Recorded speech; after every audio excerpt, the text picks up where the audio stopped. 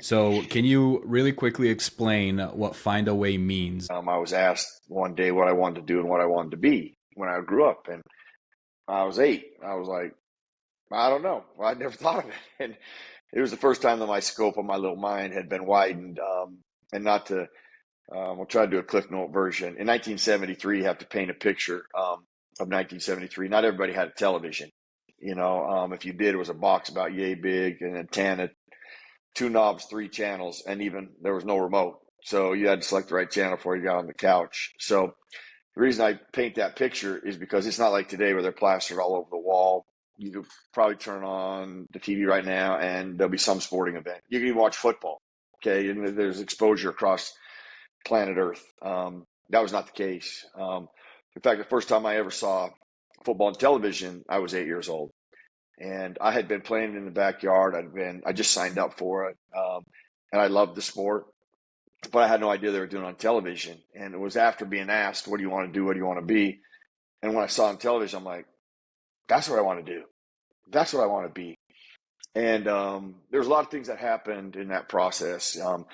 When people would ask me after that, and I told them, they would always say one of 4 things to me, like, how hard that is. The odds of you playing in the NFL are, oh, son, don't put all your eggs in one basket. We wouldn't want you to be disappointed. Or it was impossible. And even as a young kid, when I heard impossible, I'm like, well, that's not true because I've been watching them on television. So somebody's doing it. Having the scope of all those other things, the odds and all that, and the hard work, I clearly didn't have any grasp of that. That's why I see things through a child's eyes more than most adults do, because um, people who were supposed to encourage me were the first ones to discourage me. But it was my first taste for resiliency too, because I was never fazed by that. I never let any of those things influence me. But this fast forwards to a moment of truth in my life. I'd heard a teacher in class one day. For some reason, she came in and she was really adamant about goals. Everybody needs goals, and you got to write them down and pin them up in your room. It's where you start and end your day. And man, when I heard that, I was like, another brilliant idea. I never would have thought of that as a kid. I'm like, yes, I got a problem though. I got a little brother in a bunk bed, so that ain't going to work for me because anything I put up in my room is going to come down. So that's why I used to pray diligently every night that he would disappear.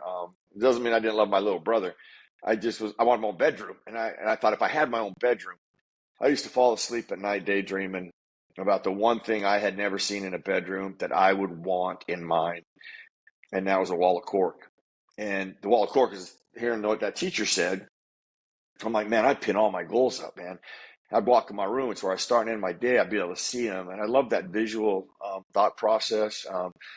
But fast forward a couple years later, I actually finally get my own room. So I asked my dad to make a wall of cork, a long journey along. He ends up making me one. It ends up being half a wall, not an entire wall. And so I had written down all my goals. And the very top sat, I will play in the National Football League because I had a goal for junior high, high school, college. And every one of those was going to lead to the top. And then I will play in the NFL I had written out. My favorite player is Walter Payton, so I cut a picture of him out. My favorite team, actually, ironically, was the Pittsburgh Steelers, so I cut a picture of them out. And a symbol of the NFL. And this is where I call it a moment of truth in life. Everybody has them. I've continued to have them. But it's my first real moment of truth in life where I'm sitting there pinning that goal up and looking at that. I will play in the NFL, but revisiting all the things people had said to me. And the more I thought about those things, the more I would play in the NFL. It was nothing more than words on a wall. And I talk about moments of self-reflection and I literally mean where you need to have moments like this in your life. This is where I started it. I didn't realize it. I've developed it over time and learned more about it. But like a moment of truth where you look in the mirror and you're like, you commit to things. You ask yourself, are you getting everything out of your God-given ability? Are you doing what you want to do? Did you start what you wanted to start? Are you stopping what you want to stop?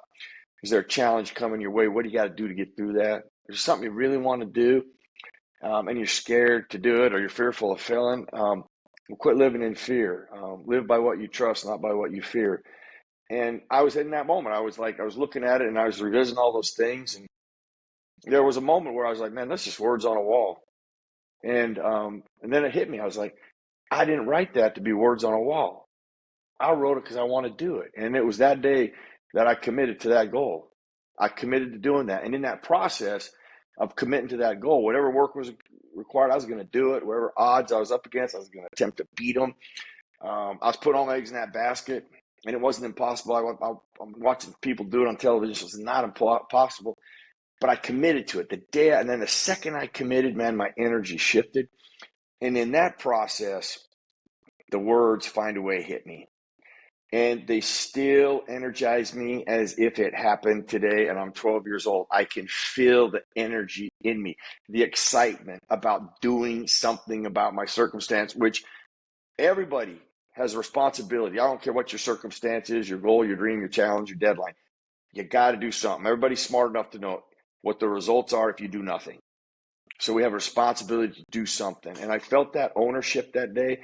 And it was taking ownership and taking charge on that day. And I actually moved my goals down. I put the words "find a way" at the top of the wall. And they sent me on a journey. They still to this day live in my office over there, and in my home. I don't have an entire wall. It's not my bedroom. I'm not sure I've grown from that.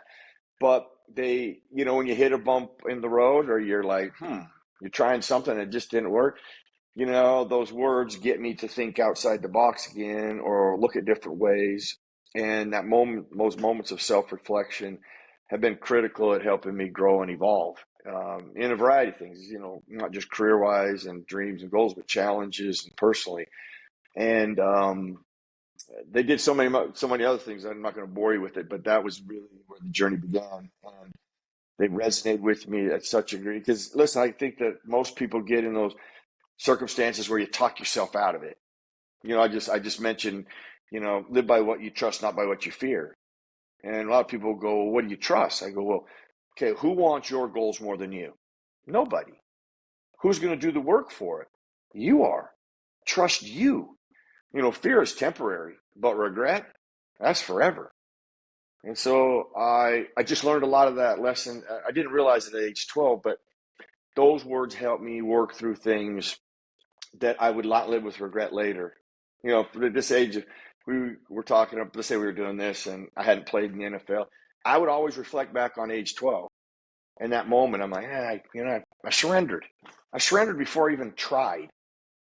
And I just think that's travesty. And some of my message really is about getting people to recognize the tools and gifts that they have and don't live in regret. Live by what you trust, don't live in fear. Don't worry about failing. That's part of the journey. Because plenty failed things I've failed at. But now I know for sure that what I'm good at, what I'm bad at, what I can do, what I can't do. And I don't have, if you ask me in my life, if there are any regrets, I have one. I have one regret. And I've used that regret to not make mistakes going forward and make that same mistake so that I have that regret again. And I would hate to have that regret. And I'm grateful for those words. They've helped me live a dream, fight to live, but they've helped me live with no regret.